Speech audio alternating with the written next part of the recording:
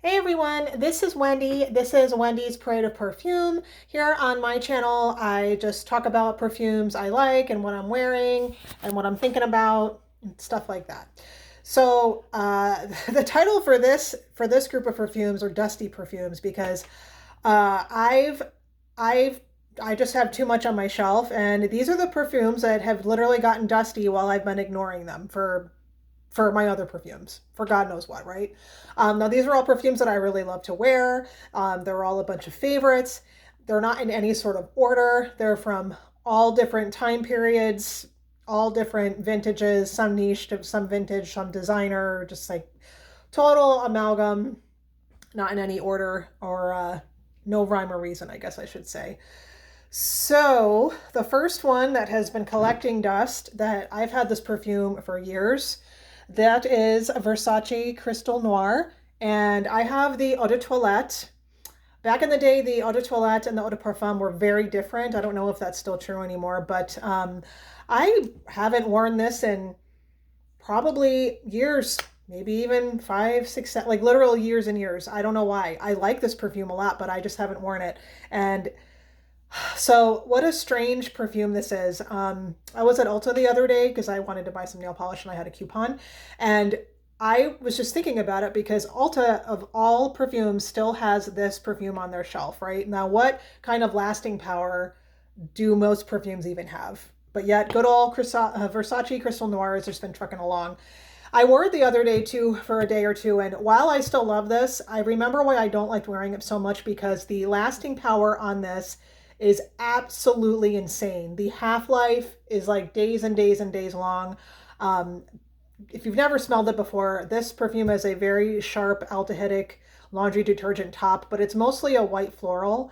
It has like jasmine and gardenia with a bit of like cardamom and coconut and a really dark sandalwood base. It's really beautiful. I mean, nothing smells like it. I enjoy wearing it, but by like after a while, I was like, okay, that's enough. However, I dusted off my bottle of Crystal Noir, which at this point is like a vintage bottle. This bottle is like 10 years old. And yeah, I'm sorry. I'm sorry about that.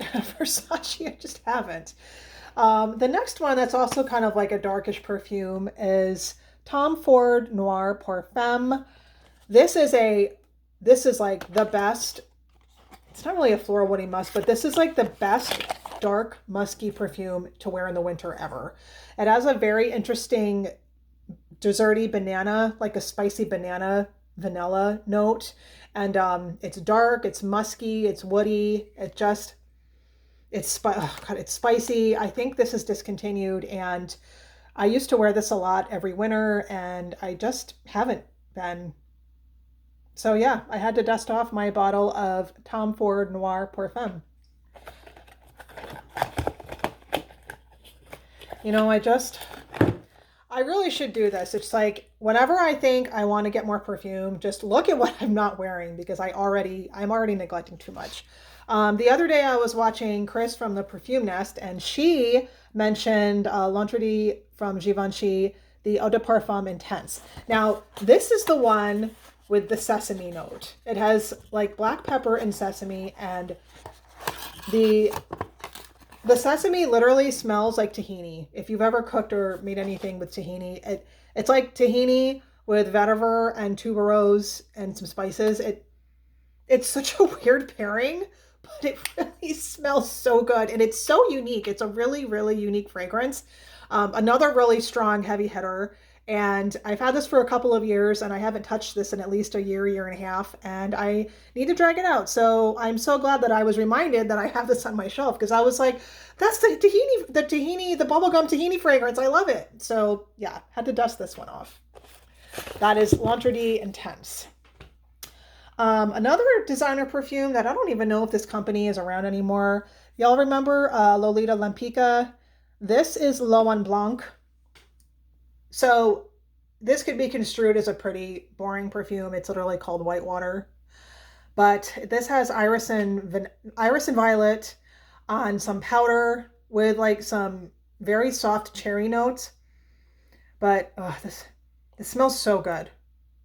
That's all. And I wore this a lot at one time, and then it just got shoved to the side and I had to dust this one off, and it was just wonderful to wear. It's just this is one of those perfume that makes me really happy. I mean, I love any perfume with an iris note, but that kind of powdery cherry just is the icing on top. And yeah, so Lolita, Lempicka, Blanc. Let's just continue on the designer train.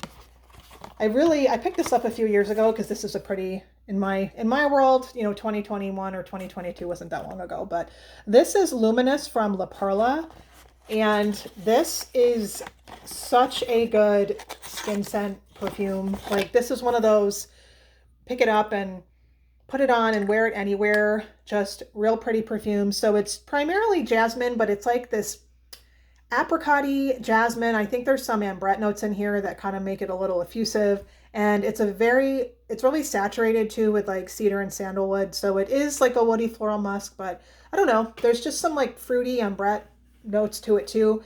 And while this wears like a skin scent, it doesn't perform like one because it lasts a really long time without getting grating, like my good old bottle of Crystal Noir. So yeah, I need to get this out again. I haven't had this for very long, but this is like a favorite. This is a really good one, and I need to wear it more. So that is Luminous from La Perla. This one has to be shoved onto the gray market by now if anyone wants to test it. Let's get two older perfumes out. I have been severely neglecting my stash of Sublime from Jean Patou. So this is a 90s perfume, and it smells like the 90s. It's like this orangey, ylang-ylang, oriental floral with a very heavy sandalwood bed. Especially in the vintage bottles, the sandalwood is really nice. You have to like florals, and you have to like almost like yellow florals in order to enjoy this, but this is just a solid classic perfume in my opinion. This wears like a ton of bricks in a really great way if you're in the mood for something kind of strong. This is a 90s perfume, and it smells like the 90s, but it performs like an 80s perfume because I think this came out in the very early 90s, like 1991 or something. But I should do a review on this. I just love wearing it, and I've just been neglecting it. I've been letting it get dusty. And that is Sublime from the dearly departed Jean Patou. Another one, this is one of my favorites. I used to wear this a lot. This is just Gucci Eau de Parfum.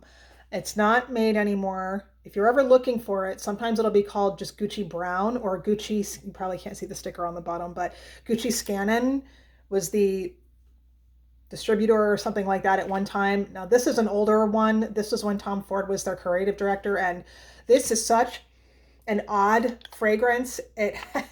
This has like herbal notes like thyme in it. It also has a huge heliotrope note, and it's suede on the bottom. So it's just that heliotrope and the suede go together like peanut butter and jelly, and the herbal notes just make it a little strange and wonderful. And I genuinely enjoy wearing like leathery suede perfumes too. So this is one I used to like to wear, and it got shoved aside, and I need to bring it out. Anyway, has anyone else ever tried this? I know this is an old perfume and it's not really around anymore, but gosh, I just love this. Just want to, I don't know, get some, I don't know, just the heliotrope and the suede are just amazing. Sorry, my brain just blanked out for a minute there. But anyway, this is Gucci Eau de Parfum. Okay, another designer from Lancome. This is one of the Tresor flankers. This was not around for very long. This is called the Flanker L'Absolu. So this is also another leather perfume. So that's why I think I put them together on my little list here. This one, now Tresor, the original Tresor from the 90s, this was like a fruity, peachy, rosy perfume with like 1,000 notes. And this one is also a peachy rose, but it has a huge dollop of vanilla, and it also has a little teeny tiny bit of leather in it. And the leather kind of grounds everything down, so the vanilla never escapes into like some insane sweet territory. And I don't know, the peachy rose is just, like I said, there's just this nice leather undertone, so it kind of grounds everything down, and everything just smells really rich and wonderful. It's just a really beautiful rose vanilla leather scent. And I kind of don't know why this wasn't available for very long. I was kind of lucky to grab it when I did, and I've also not been wearing it. and I just need to wear it more because I genuinely enjoy wearing this perfume. So this is from one of the old Tresor flankers, the L'Absolu flanker. You know, now looking back on it, leather isn't something that everybody likes, so that's maybe why it didn't do very well. More on the niche side, I really like this company called Parfums d'Empire. This is their Equestrius perfume, and another suede leather, but this one is iris with leather and a dusting of dark chocolate, and it is divine. It just wears like a dream. Let me smell this one too. Oh my God, this one smells so good.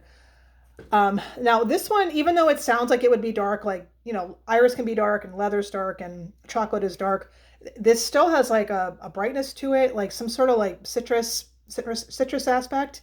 But yeah, if you just want a solid like suede iris with a dusting of dark chocolate, whoo. This is an old 100 ml bottle. They don't make the bottles that look like this anymore. They do make little 50s, and I think their 100 ml bottoms now are these little like squat ones, but these are on the gray market now. I think you can get the 50 ml bottles for a pretty good price, but I don't know. Look at the reviews for this. This is very underrated, and just, I don't know. It's just a really solid, pretty perfume if you like the whole like iris leather combination. I really, really recommend this. But anyway, that is Equestrius from Parfums d'Empire. All right, so the last ones, just two more. These are two are just truly a sin. So I do have a bottle of Chanel Sycamore. This is one of the old eau de toilettes, and this is considered to be, and it is, this is a fantastic vetiver fragrance with a huge hit of sandalwood and a bit of smoke and violets. And to me, this just smells like someone that is like smoking a Nat Sherman cigarette wearing, I don't know, vetiver and sandalwood essential oil. I really love wearing this. This is so dark and androgynous and just sophisticated and so many things. But this is still in production, but from what I understand, it's been reformulated to what it was. So I only got the little 75 ml. And then as you can see, I was like one of those like, oh my God, I don't want to wear it. I don't want to wear it. But I need to get over that. Even if I finish it up, at least I used it. And I'm going to start wearing this more because this is another one. I haven't touched this in years. I can't even remember the last time I wore it because I'm just like, oh, I can't wear it. It's too special for me to wear and I can't replace it. What absolutely insane logic is that? Don't think like that. What is wrong with me? Anyway, yeah, I just had to pull this out because there's no excuse for me to not wear this. And that is probably the best vetiver fragrance ever made, Chanel Sycamore. Another Chanel that I have is 31 Rue Cambon. Oh, wow. A lot of, apparently I like iris. And what can I say? This is another iris fragrance. This is iris and patchouli. Some people say this falls into like the modern chypre category. I never thought that. This just smells like what this smells like. It doesn't even fall into any category for me. This has that impeccable Chanel blending. You know how some of their perfumes, they're just able to just make this magical mix of notes and nothing even really stands out. Like in other perfumes, you're like, oh, that's the rose, that's the vanilla, that's the blah, blah, blah. This, I mean, if you pick it out, yeah, ultimately this is a patchouli iris fragrance, but this just smells like $1,000,000. When I wear this perfume, I almost think I like it too much because I literally will sit there and think like, I could get rid of like 90% of my perfumes as long as I have this. That is how wonderful this perfume is. And there's no excuse for only making this little tiny dent in this big bottle. And this is an old bottle too. This is one of the original eau de toilettes. So, I don't know. Is that a thing with anyone else? It's like you almost like the perfume too much to wear it. That is absolutely crazy. But I don't know how else to describe how I feel about this perfume. That is genuinely how I feel. Anyway, yeah, I'm going to deliberately start wearing this a little bit more because this is just a fantastic fragrance that it's one of the best perfumes that Chanel has ever made, in my opinion. I mean, I like 22 and I like all those perfumes a lot. I love them even. But this is really just an incredible fragrance. If you ever have a chance to test it out, like if you ever go to a nice mall or something, like definitely seek this out, at least to try it. I think it's really good. So anyway, that is 31 Rue Cambon from Chanel.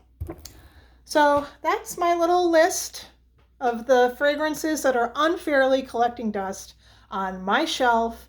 What have you been neglecting this year? Go look at your perfumes and give them some love. They deserve it. They're just there waiting for you to use them. Anyway, I hope everyone's having a wonderful day, and it's going to be New Year's Day in a few days. So Happy New Year to everybody. And I am going to talk to you soon because I have a little bit of time off. So thank you for sticking with me for this long, and I'll see you guys next time. Bye-bye.